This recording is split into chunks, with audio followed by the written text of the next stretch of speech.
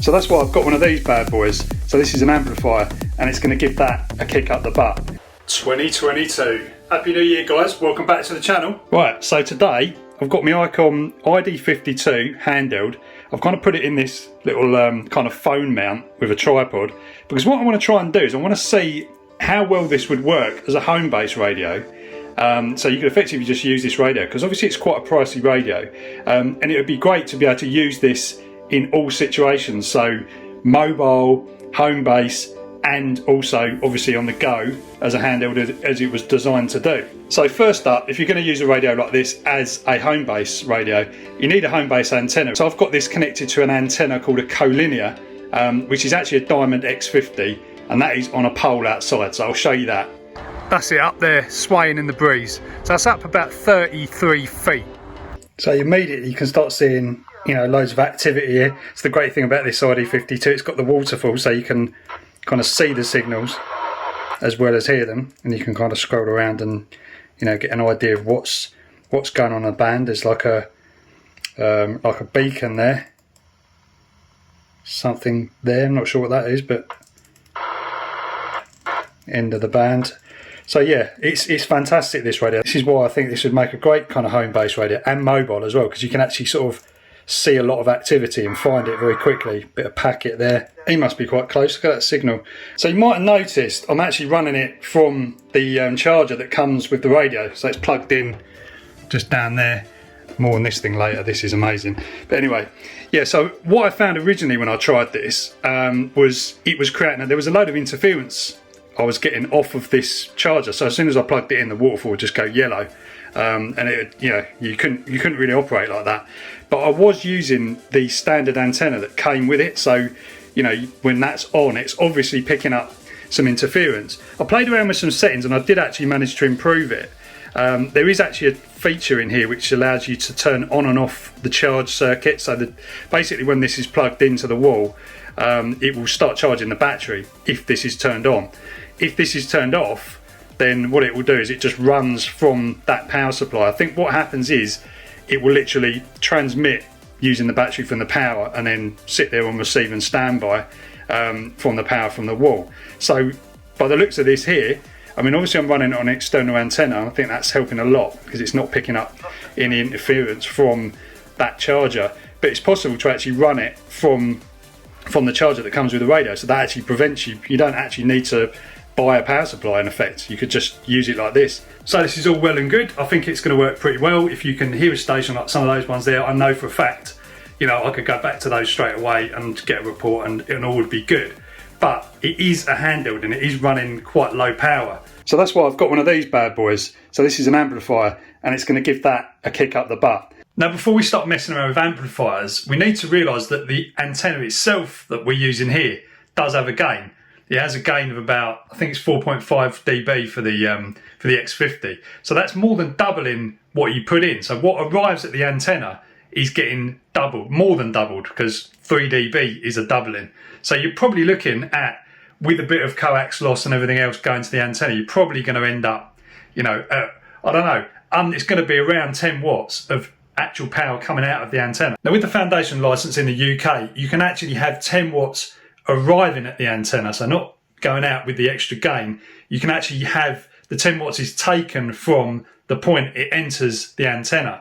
So the great thing about amplifiers is you can kind of obviously just, you know, increase that power level right up, compensate for some coax loss and get it right up to the point where it's 10 watts at the antenna. Now this amplifier, well, this is cardboard box, but the amplifier that is actually wired up down there is a 70 watt amplifier, so it's massively over 10 watts. But you know, you have control on the radio to actually, you know, what you put into the amplifier will get amplified from that level. So you've got control of the output level, and we can put a power meter in line to see exactly what it is. This sort of amplifier would be great for, you know, obviously if you're an intermediate or full license holder. I'll be getting my intermediate soon, so I'll be able to run this up to 50 watts. Actually, in most cases 10 watts is enough. In fact, in probably all cases 10 watts is enough. You're not really, if you can't do it on 10 watts, the chances are you're not going to be able to do it on 20, 30, 50.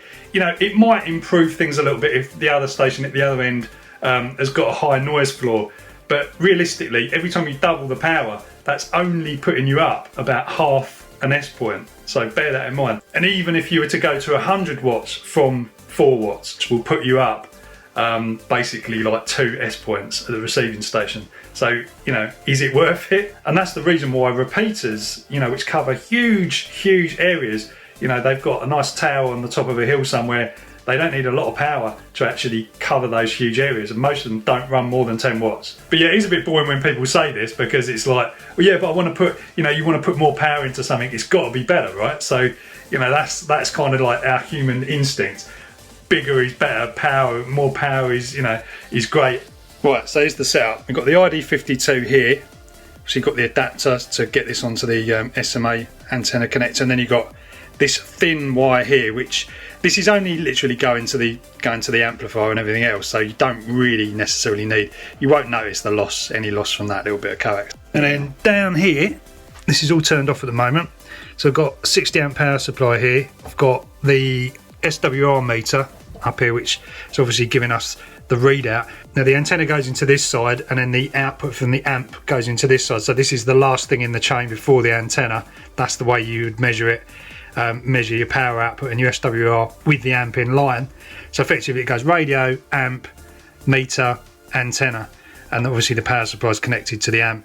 Now you see over here, I've actually got this big PC fan that I've just put over here, because this thing gets bloody hot. Yeah, it gets ridiculously hot even on its lowest power setting. So I grabbed one of these.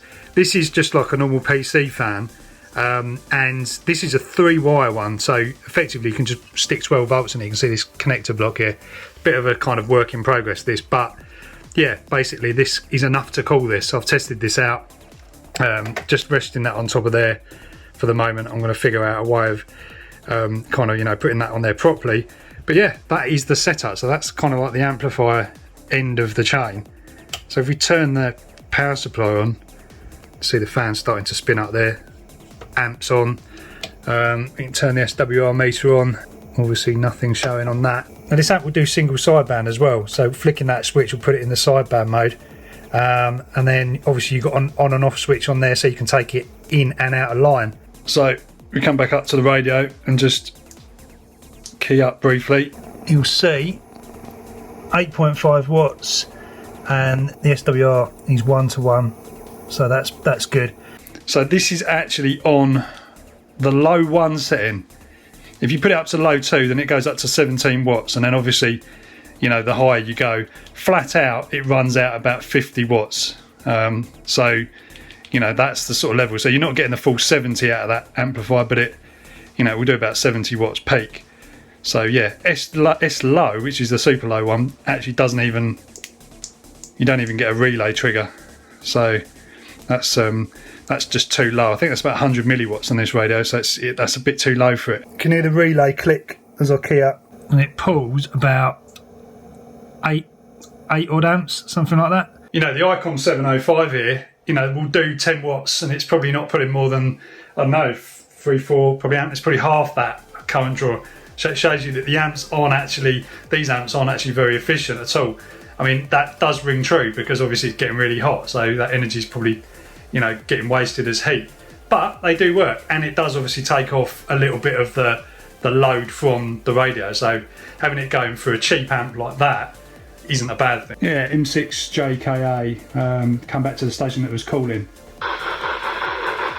He's a long way away. Maybe if I turn this light off, that might help. Yeah, do you want to try again? I've got a bit of local interference. This is M6JKA. Struggling with him. Are you receiving G6TNG? Yeah, G6TNG, I think it was, M6JK. Yeah, got you, mate. Yeah, okay, so yeah, you're running full power. I was just going to say, just try that other power level, just so I can show the guys on YouTube what difference it kind of makes if the noise level is quite high, because you know there's a bit of noise level in. I noticed before when you dropped it down you sort of disappeared, but yeah, if you don't mind, would you mind just trying that other power level, and then I'll come back to you about the CB stuff, because I've got some stuff to say about that actually. Okay, mate. So there you go. That was it. I'm going to drop down to the low power now, which is I think 3 watts over.